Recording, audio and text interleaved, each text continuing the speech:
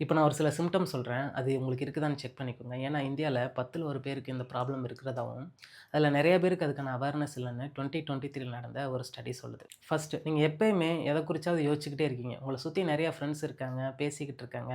ஆனா அதெல்லாம் குறிச்சு கவனிக்காம, எதையாவது குறிச்சு நீங்க யோசிச்சுக்கிட்டு, ஒரு மாரி ஸோன் அவுட்டாவே நீங்க எப்பயுமே ஃபீல் பண்றீங்க. செகண்ட் உங்க மைண்ட்ல இத பண்ணணும், அத பண்ணணும் அப்படின்னு ஒரு லிஸ்ட்டே போட்டு வச்சிருப்பீங்க. ஆனா அந்த லிஸ்ட்ல இருக்கிற ஐட்டம்ஸ நீங்க முடிக்கிறதுக்கு நீங்க ரொம்பவுமே கஷ்டப்படுவீங்க.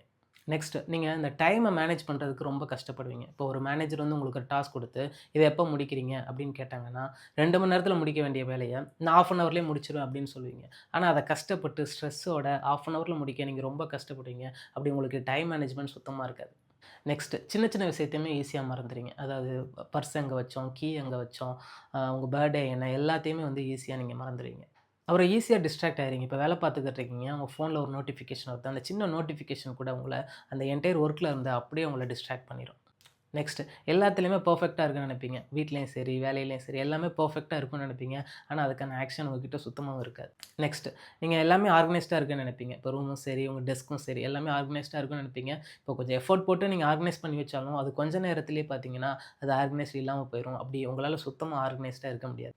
நெக்ஸ்ட் உங்களுக்கு ரொம்ப மூட் ஸ்விங் இருக்கும். இப்போ ஒரு வேலைய ஒரு ஆர்வமா எடுத்து இத நான் பண்ண போறேன் அப்படின்னு நீங்க எடுத்து பண்ணாலும், கொஞ்ச நேரத்திலேயே அந்த ஆர்வம் உங்கள விட்டு போயிடும். அப்படி மூட் ஸ்விங் உங்களுக்கு அதிகமா இருக்கும். நெக்ஸ்ட் உங்க மனசுல இருக்கிறத வெளிய சொல்ல ரொம்பவுமே கஷ்டப்படுவீங்க. இப்போ உங்கள ஏதாவது ஒருத்தவங்க தப்பு சொல்ட்டாங்க அப்படின்னா, உங்ககிட்ட அந்த நியாயம் இருந்தாலும், அந்த நியாயத்த எடுத்து வெளிய சொல்றதுக்கு கூட ரொம்ப நீங்க கஷ்டப்படுவீங்க. நெக்ஸ்ட் ரொம்பவுமே எப்பயுமே நீங்க வந்து லேசியாவே ஃபீல் பண்ணுவீங்க. நெக்ஸ்ட் சின்ன சின்ன விஷயத்தையுமே ஓவர் ரியாக்ட் பண்ணுவீங்க. இப்போ உங்க ஃபேமிலில உங்கள ஏதாவது கிரிட்டிசைஸ் பண்ணிட்டா, நைட்டும் பகலும் அப்படி உட்காந்து நீங்க யோசிச்சு ரொம்ப உங்க மனச போட்டு குழப்பீங்க. ஓவர் ரியாக்ட் ரொம்ப பண்ணுவீங்க. இப்ப நான் சொன்ன சிம்ப்டம்ஸ் உங்களுக்கு 1, 2 இருந்தா ஓகே. இப்ப முக்காவாசி இது உங்களுக்கு இருக்குது அப்படின்னு நீங்க நினைச்சீங்க அப்படின்னா, உங்களுக்கு ஏடிஹெச்டி அப்படி ஒண்ணு இருக்கிறதுக்கு வாய்ப்பு இருக்கிறதா சொல்றாங்க. இப்ப ஏடிஹெச்டி அப்படின்னா பயப்பட வேணாம். ஏடிஹெச்டி ஒரு பெரிய வியாதி கிடையாது. உங்களோட பிரெயின் வந்து டிஃபரண்டா ஒர்க் ஆகுது அவ்வளோதான். நம்மளோட பிரெயின்ல ப்ரீஃப்ரண்டல் கார்டெக்ஸ் அப்படின்னு சொல்லிட்டு முன்னாடி இருக்கிறதா சொல்றாங்க. அதுல இருக்கிற ஒரு சின்ன மாற்றம் இதற்கான காரணம் அப்படின்னு சொல்றாங்க. அதே மாதிரி நம்ம பிரெயின்ல டோபமைன் அப்படிங்கிற ஒரு கெமிக்கல் சுரக்குது. அந்த கெமிக்கல் சுரக்கிறதுல இருக்கிற ஒரு இம்பேலன்ஸ், அதில ஒரு பேலன்ஸ் இல்லாதது இதற்கான காரணம் அப்படின்னு சொல்றாங்க. இந்த ஏடிஹெச்டி வர்றதுக்கு பல காரணம் இருந்தாலும், ஜெனடிக்காவும் வரலாம் அப்படின்னு சொல்றாங்க. அதாவது உங்க அம்மா, அப்பா, நம்ம முன்னோர்களுக்கு இந்த ஏடிஹெச்டி இருந்தா, அது உங்களுக்கு வந்திருக்கிறதுக்கு வாய்ப்பு இருக்குது. இப்போ உங்களுக்கு அந்த ஏடிஹெச்டி இருக்குது அப்படின்னு நீங்க ஃபீல் பண்ணீங்க அப்படின்னா, பயப்பட வேணாம். ஏன்னா இந்த வேர்ல்டுல 5% ஆஃப் பீப்பிள் அதாவது 20,00,00,000 பேருக்கு இந்த ஏடிஹெச்டி இருக்கிறதா சொல்றாங்க. அது மட்டும் இல்லாம, அதுல 80% ஆஃப் பீப்பிளுக்கு தனக்கு ஏடிஹெச்டி இருக்கிறதே தெரியாம இன்னும் இருக்காங்க. இந்த ஏடிஹெச்டில 3 டைப் இருக்கு. இன்அட்டென்டிவ் அப்படின்னா, ரொம்ப லேசியா இருக்கிறது, ரொம்ப எப்பயுமே சோர்வா இருக்கிறது, எந்த வேலையுமே சரியா பண்ண முடியாது. அதுக்கு இன்அட்டென்டிவ்னு சொல்றாங்க. Second hyper active. எப்பயுமே ரொம்ப ஹைப்பரா இருக்கிறது, எதையாவது பண்ணிக்கிட்டே இருக்கிறது, வளவளான்னு பேசிக்கிட்டே இருக்கிறது, அந்த மாரி இருக்கிறவங்கள ஹைப்பர் ஆக்டிவ் அப்படின்னு சொல்றாங்க. தேர்டு 2மே சேர்ந்து இருக்கிறது. அதாவது சில நேரம் ரொம்ப சோர்வா இருப்பாங்க. எதுவுமே பண்றதுக்கு எனர்ஜி இருக்காது. ஆனா சில நேரம் ரொம்ப ஓவர் ஆக்டிவா இருப்பாங்க. இப்போ உங்களுக்கு ஏடிஹெச்டி இருக்குது அப்படின்னு ஃபீல் பண்ணீங்க அப்படின்னா, ஃபர்ஸ்ட்டு எந்த லெவலுக்கு உங்களுக்கு இருக்குது? அதாவது லைட்டா இருக்குதா? மீடியமா இருக்குதா? இல்ல ரொம்ப சிவியரா இருக்குதா? அப்படின்னு செல்ஃப் அனலைஸ் பண்ணி ஒரு முடிவுக்கு வாங்க.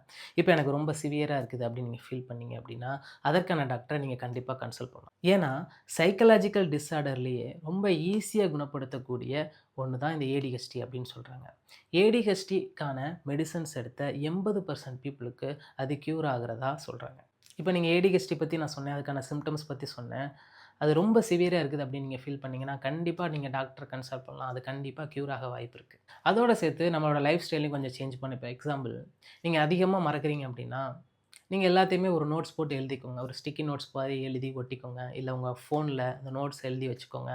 ஸோ நீங்க வந்து ஈஸியா நீங்க மறக்க மாட்டீங்க.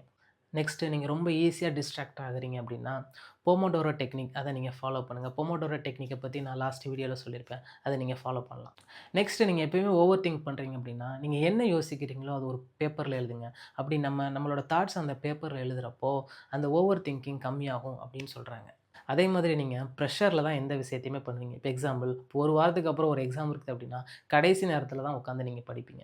அதனால நீங்க இத என்ன பண்ணலாம் அப்படின்னா, எந்த வேலைக்குமே உங்களுக்கு நீங்களே ரிவார்ட் குடுத்துக்கோங்க. இப்ப எக்ஸாம்பிள் இந்த வேலைய நான் முடிச்சேன் அப்படின்னா, எனக்கு நான் இது வாங்கிப்பேன். இந்த ட்ரெஸ் வாங்கிப்பேன் அப்படி. இல்ல இந்த ஒரு சாப்டர் நான் படிச்சு முடிச்சேன் அப்படின்னா, நான் பிரியாணி வாங்கி சாப்பிட்டுப்பேன். இல்ல இந்த சாக்லேட் சாப்பிட்டுப்பேன் அப்படின்னு சொல்லிட்டு ஒவ்வொரு வேலைக்கும் நீங்க ரிவார்ட் குடுத்துக்கோங்க. அப்படி நீங்க குடுக்குறப்போ உங்க பிரெயின்ல டோப்பமைன் கிரியேட் ஆகும். அந்த அப்படி கிரியேட் ஆகுறதுனால நீங்க எதையுமே ஒரு இன்ட்ரெஸ்ட் எடுத்து பண்ணுவீங்க.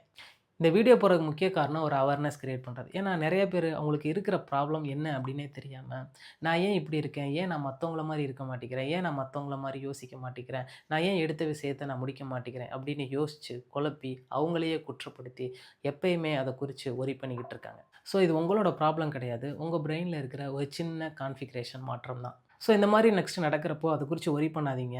இதற்கான ஸ்டெப்ஸ் எடுத்தா கண்டிப்பா அதுலருந்து வெளிய வர வாய்ப்பு இருக்கு. அது மட்டும் இல்லாம, இந்த அக்டோபர் மந்த் ஏடிஹெச்டியோட அவேர்னஸ் மந்த். உங்களோட ஃப்ரெண்ட்ஸ், ஃபேமிலி யாராவது இந்த மாதிரி சிம்ப்டம்ஸோட இருக்கிறாங்க.